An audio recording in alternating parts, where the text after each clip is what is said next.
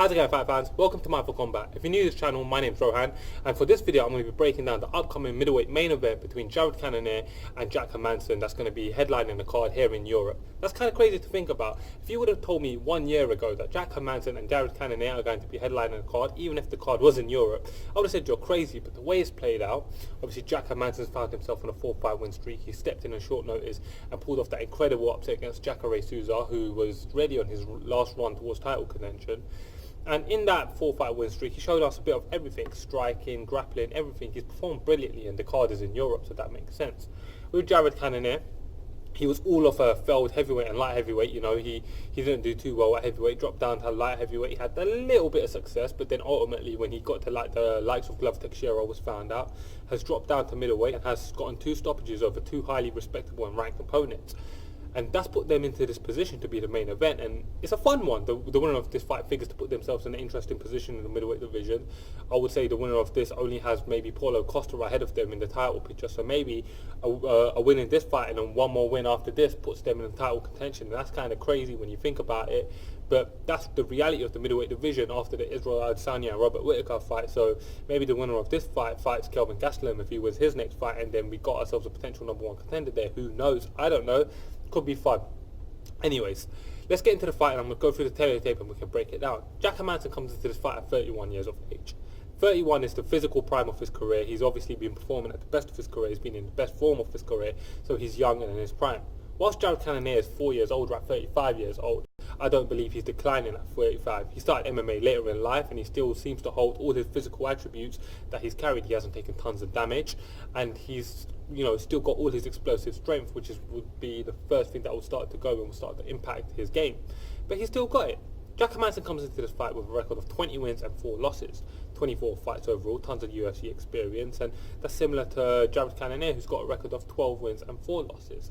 He's got tons of UFC experience as well. So these both men meet at a point in their career where it's perfect for them to be colliding. They both have good UFC experience, they both are relatively in their relative primes, and they both got a little bit of time on the clock left to still go on. So it's a good time for them to be fighting.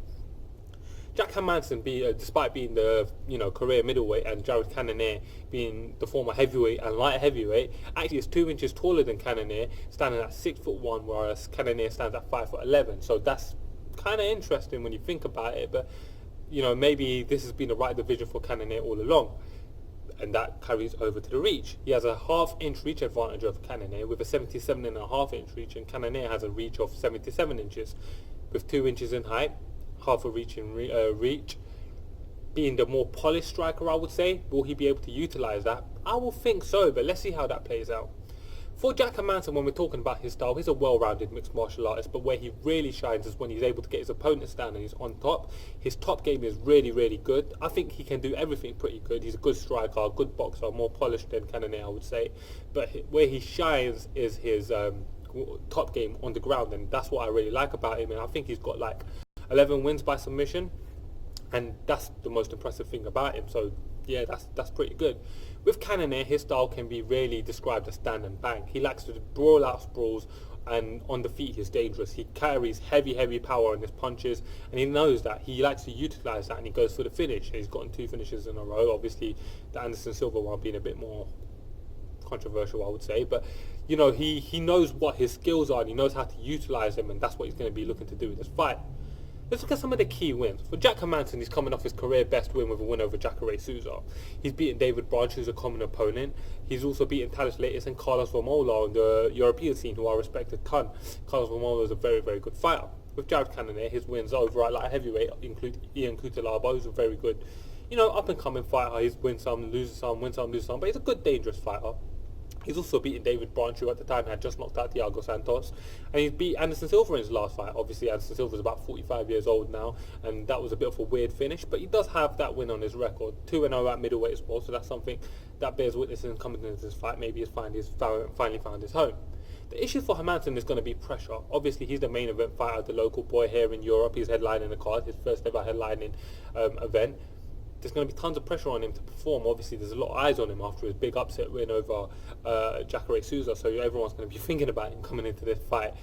And another thing is, against Thiago Santos, he was able to get caught slipping. Now, obviously that doesn't say much because Thiago Santos can finish everyone, But Jared Cannonier can also finish everyone. He's also very dangerous. So if he has a blimp in the fight, he will pay for that mistake. Jared Cannonier, his issue is going to be, well, he's predictable. He's a one-dimensional fighter. He's not going to come out there and try to grapple Jack Hermansson. He's going to come out there and try and knock his head off. We know that. And Jack Hermansson will know that. No doubt will be prepared. And will that explosive power carry over 25 minutes? Obviously, he's going to be fighting in his opponent's, home turf. And how's that going to impact him? That's interesting to think about. The X factor for Jack Hermansson is going to be his well-rounded game. He's a better, well-rounded mixed martial artist. And the X factor for Jared Cannonier is going to be his power. One hit and boom, done, lights out, fight's over. So that's something that you need to think about. Let's get into my prediction for this fight. So this fight is going to be a really, really fun one, really interesting one, and there's tons of things to take away from this fight. But coming into this fight, when I see these guys match up, I see one man who's younger, slightly taller, has a slight reach advantage, more polish on the feet, and better on the ground. And also has a little bit more experience at the highest level. And that's Jack Hermansson. Jack Hermansson ticks all the boxes for me to be able to pick him. Obviously, this is MMA. Jared Cannonier hits like a goddamn animal. He can hit like a truck. He can spark you out at any moment in time, and he's a very dangerous opponent, and he may win. But I have to lean on Jack Hermansson to be able to utilise his well-rounded game, especially over the course of 25 minutes to be able to get the finish. And I don't think that takes anything away from Jared Cannonier. I think middleweight's a good home for him, and I think he's going to be around for a little while.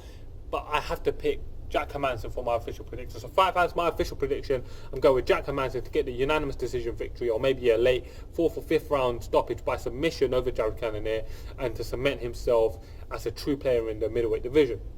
So 5 fans, why don't you comment below? Let me know what you thought about my breakdown of the video. Let me know if you're excited for this card and this fight. Obviously, lately the UFC cards have been kind of main event heavies, and the cards haven't been great. Maybe some fun fights, but nothing really worth breaking down or something like that. But let me know how you guys have this fight going. Let me know if you like my content. If you're new to the channel, then please help me to grow my platform by simply hitting the subscribe button, liking the video, sharing out the video, all that jazz. Thank you for watching, guys. I'm Rohan, and this is Mindful Combat. Thank you.